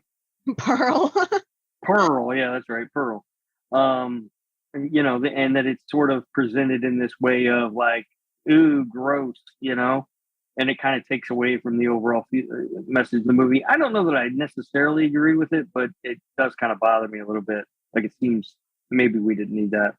I will say it bothered me more in theater because audiences for sure had that reaction of like, oh no, we're gonna have to see old man butt. But watching it at home, first of all, it doesn't feel as gratuitous when you're watching it at home alone, and not surrounded by strangers or your parents. Yeah. But like I don't feel like it wasn't as gratuitous, I don't think, as I necessarily remember it being the first time. It does also, the way that it's shot, just like with the aerial where she's escaping, I think was kind of thematically appropriate for the movie, but I understand where they're coming from. Yeah. Kills were phenomenal too, by the way. Yeah, they all look great. So they did so much foreshadowing for the gator, and I don't know, I guess because Maxine had been the one in the water, I really thought that she was going to be the one to face down a gator. And just the full like teeth clamp to the head was just like, oh my god. The kills were really good. So, did you guys notice the Psycho homage? The car in the pond. I didn't catch that. Yeah. It looks exactly, well, I don't know if it looks exactly like, but it looks strikingly similar to the shot in Psycho, where they find Marion's train in the swamp. So yeah, that stood out to me. It's one of the first things I picked up, I think, about this movie, and I can't believe neither one of you knew it. Come on. Yeah, makes me feel like maybe I need to watch Psycho again. But you know what? I'll watch X again once just to be sure. Well, just know that when they find Marion's train car, it looks like that. We talked about a lot of the shots that I really liked in this film organically, but the one that we didn't bring up, I love the shot of her driving away at the end. Yeah. Like, that was one of the most satisfying movie sunrises I think I've ever seen. Yeah. Yeah, they did a great job with everything, man. They really, truly did. I'm looking to see if I had anything. It's hard when movies are good. It's really hard to take notes. Right. Kid Cudi standing in front of the old man at the door towards the end. Like, just fucking balls out, dick swinging, literally. Yeah. It's like, I don't know whose balls here. Like, dude, for opening the door and actually talking to him, like standing there like that. Or the old man who doesn't blink an eye at this grown man just butt naked standing there. Like he acted like I forgot he was naked. I did too. Yeah, and it's like, wait a minute, wasn't he? Yep. And then I did like a double take when they show the silhouette, because it's like, wait a minute, that looks like, oh my god. Yeah. He's got to be careful. Yeah, he's got to be careful not to whack his kneecap out of alignment. You understand a little bit more why Lorraine is staring so much. Jeez. Fuck, it's just funny as hell. Like I said, kills as I had those noted towards the end. Like those are really fucking good. The alligator thing, just everything was great. Yeah. Do you guys want to hear my one complaint about X? Yes. I don't love, because they did this in the trailer and then they did it in the opening of the movie too, where they go down to the basement and they're both like, oh my god, and they look like all dramatic and stuff. It was just like a naked dude that was up there. In comparison to all the violence around, I was like, I just was waiting for them to be building to something. I thought it was going to be some kind of like X-shaped torture device. That would have made a lot of sense, and it could have been a bigger moment. I was waiting for him to be just like horrifically mutilated, and it just was a dude. That was like my one letdown of the movie. That's fair. And like in the grand scheme of things, it's a small complaint, but they did tease it in the trailer also, and then it was very anticlimactic to everything else that was going on. Yeah, that's fair. But I could see it. Like I said, if I had my one thing, it's like I said earlier on, like it's just, you need a little something in between. But I think that would have taken away from what they were doing. So you're in a catch-22. So that's what I mean. Like if what you're filling in is good, I'll watch it. And I'm not going to bitch about it that much either. But if it sucks, it's like now I'm just sitting here waiting. I'm in a bad mood. So whatever you give me at the end probably is not going to be enough for me to even appreciate because you made me mad for however long. So kudos to them. Need a good story. Are you guys? Who would have thought? Who would have thought what? That a good story would make a good movie. Yeah, right. Like shit. Some people just want to throw a fucking tire out there and make it shake, and you act like you got a good damn movie. Come on, work hard. Do you guys want to Portnoy this thing? Like, are you guys ready for scores? real quick? Right. Yes. Oh yes. yeah. Our pre-Portnoy scores. Yes. When I I went have to no see trivia because it's brand new. So when I went to see this in theater, it still had 100% on Rotten Tomatoes. I'm sad to say that is no longer the case. But it has a critic rating on Rotten Tomatoes of 95%. It has an audience score of 75%. Wow. And an IMDb score of 6.6 out of 10. Damn. When I was looking for reviews, a lot of people on IMDb made me surprised that it got the full 6.6 because people did not like it in the reviews. Really? The IMDb reviews were not kind to X. Weird over there. But I did find two review excerpts. One from just a couple of days ago. There's more sincerity in a good porn film.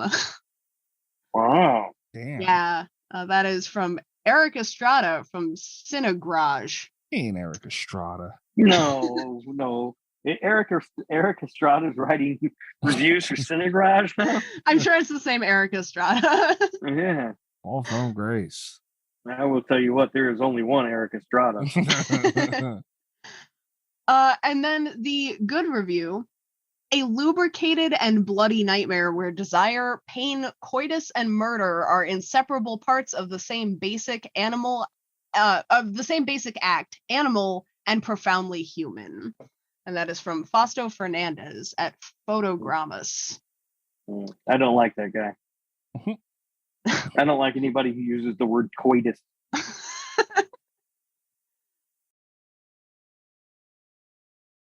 What? I don't know. People have their opinions, man. I just don't get why people like. What do you get from posting stuff on IMDb? Like I didn't even know you could post reviews and stuff on IMDb, and they act like they're writing for the fucking New York Post or something. It's so weird. At least it wasn't that one guy. Yeah. Remember him? That guy where he's like, the guy pretentious nature of the human condition, man. Life was like a bag of beans, and you want to what? So, he was the one with you getting the candy bar butt for him. Yeah. Are there any more reviews, Kat? Or that was it. That was okay. Where am I to? Rob, are either one of those getting the candy bar treatment? No, none of them were that bad. Okay. Yeah. Not even the one that said coitus. Yeah, I do not like. I don't care for that. But will you fart on a candy bar for him? Only a baby Ruth. Why? Okay. I don't know. Only a baby Ruth. I'm surprised it's that low though. I was really surprised on IMDb that people were. I thought this was going to be another one, especially when I saw the 95% critic review. I was like, I'm going to have another tough time finding bad reviews for this. But IMDb is just full of them. People fucking hated this on IMDb. The most helpful review, the title for it is Overhyped and Pretty Dumb. How do you overhype a letter? Yeah.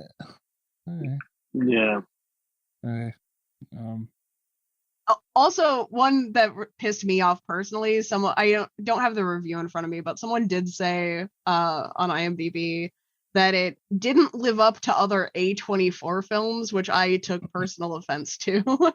Yeah, it's easily as good as The Lighthouse. Yeah. All right, so we're looking to Portnoy this thing. Yeah. Who wants to go first? I'm scared to hear cats. Rob, where are you putting As this? well, you should be. I like this movie a lot. It is currently my number one best movie and favorite movie of the year. And it held up really well in the rewatch. I give it a 9.1. God damn. Also, by the way, I guess that means I lost my bet with you, huh? About that Scream 5 movie not being dethroned as the best horror movie. Oh, yeah. It got knocked off, yeah. Oh, yeah. Scream. I feel really bad. I'm scared at this rate that Scream 5 isn't going to be on my list of like top 5 movies of the year. Like they're knocking it out of the park. We'll fight about that another time. We're agreeing. Catherine Eleanor Velour. Top 5 horror movies for sure, but like top 5 because the Nicolas Cage thing was really good, and Everything Everywhere was really good. Nicolas Cage. Yeah, I've got right now overall. I have Scream as my number 5 of the year. Yeah. I think for me, Scream 5 beats out Northman, but I also haven't seen Men yet, so. Oh well, yeah, Men doesn't even come close. Who knows? Yeah. I don't. I have A24 masterpiece. Yeah, I have the Unbearable Weight of Massive Talent, Everything Everywhere All at Once, and the Northman ahead of it, along with X. I think 5 Cream beats out Northman for me, and I think Everything Everywhere beats out Massive Weight of Unbearable Talent, but they're all so close this year. Yeah, it's been it's been a challenge. Yeah. I mean, it's not often I get to hear somebody be wrong twice in the same sentence, Kat. I appreciate that. Damn. Wow. He just came right out there with that one, didn't he? All right. Anyway, I don't know what to give this thing, man. What did I give it? 9.1? 9.1. Yeah. Okay. All right. I was looking at the list to see what I gave last week, and I seen 8.9, and I looked across to say, what did we do last week? And I for some reason seen Seed of Chucky. I was like, I didn't get that fucking 8.9. I got mad at like myself. We'd all be mad at you for that. Are you looking at the spreadsheet that only you and Kat are allowed to access? I'm looking at the spreadsheet that you also have access to. You probably just can't find or don't know how to use. So that seems unlikely. Don't be bitter, Rob. Greg also has access to it. Jesus, that'd be fucked up. He'd just go in changing our scores of what he thinks they should be. Yeah. I mean, I wouldn't change these scores or anything, but I could probably fix the formatting for you guys. Don't touch it. All right, I'm gonna go with an 8.8. And I had it at an 8.9, but I gave 8.9 to Return of the Living Dead last week, and I just didn't feel right doing that. Because as much as I like this movie, I really am going to knock it a little bit for, as far as the score, for it taking a little too long to get to what it had to do. Although I enjoyed what they were doing in between, but that you got to lose a couple points for that. And that's really it. So 8.8. Yeah, you're gonna be afraid to hear my score. I'm gonna give this a 9.8.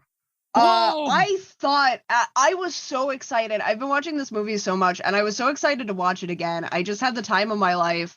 I came out of it wanting to give it a 10, but trying to be objective, I knocked a point off for Old Man Butt, and I knocked a point off because that thing with the X bothers me. The guy in the basement should have been a tortured X. I'll take a point off for that as well. But this is very close to a perfect horror movie for me. It hits all the stuff that I wanted it to hit.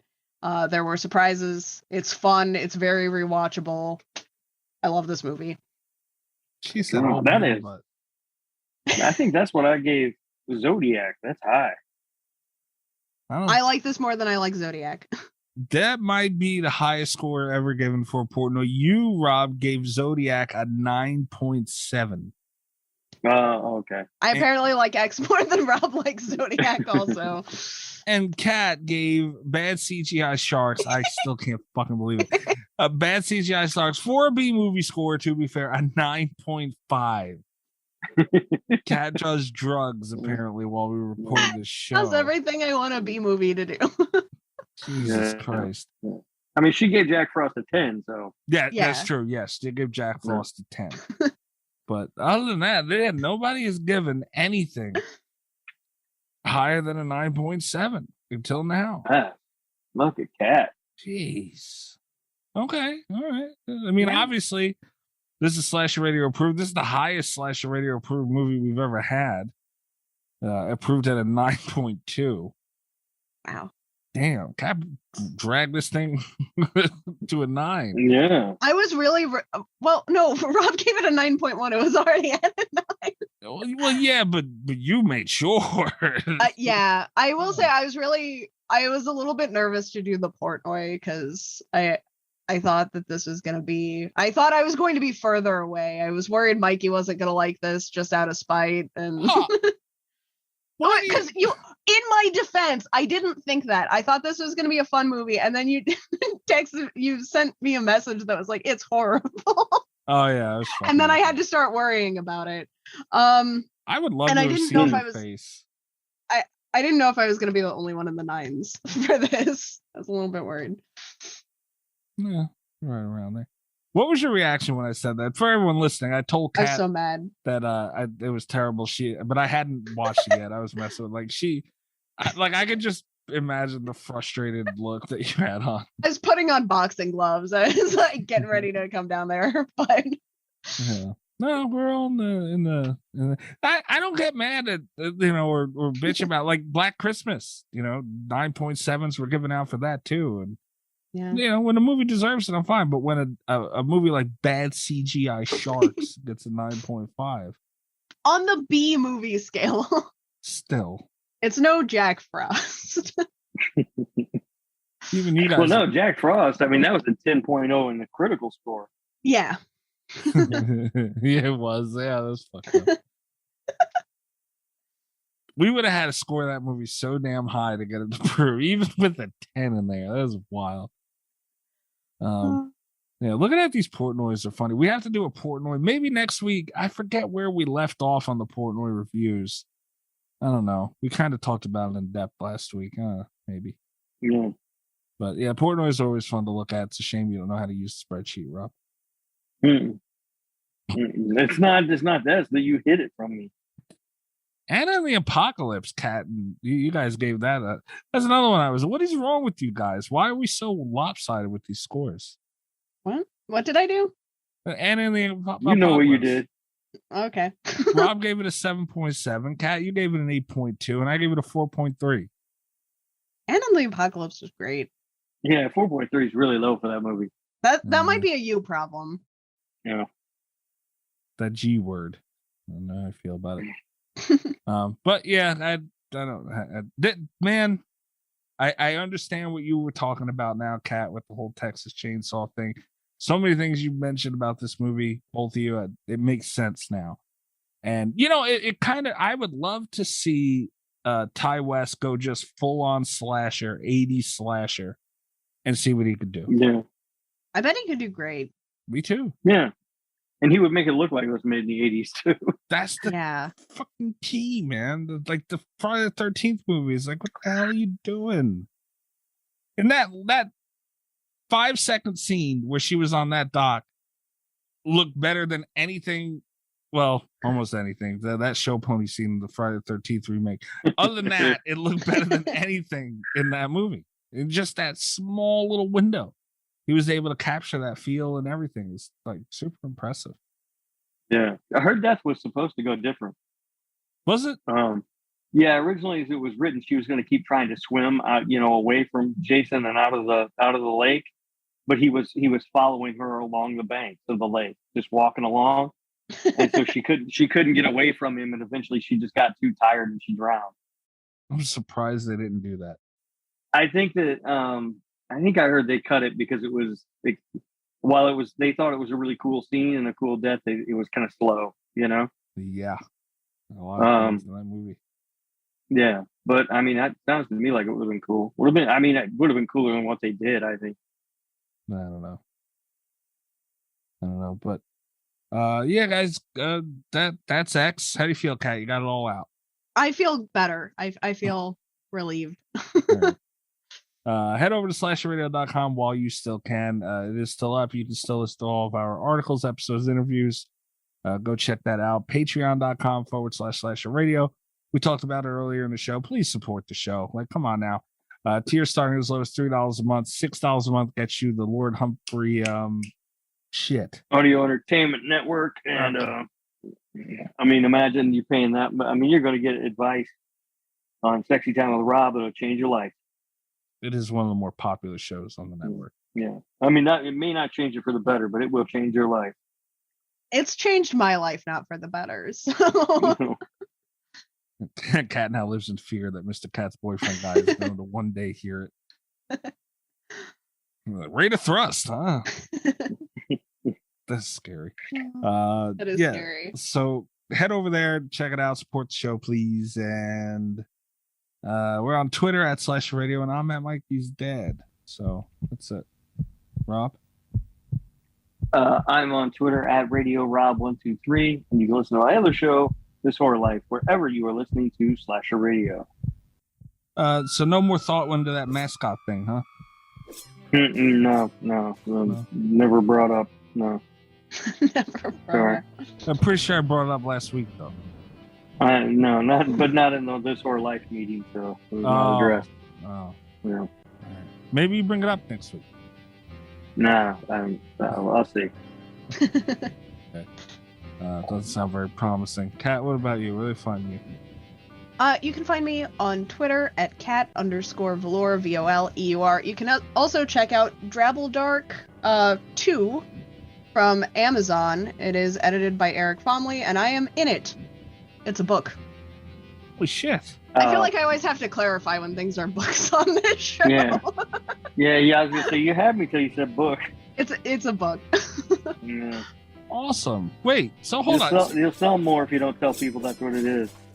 Cat just drop shit. Like, this is the first time we're hearing of this too. It's like, she always said that. It's really funny.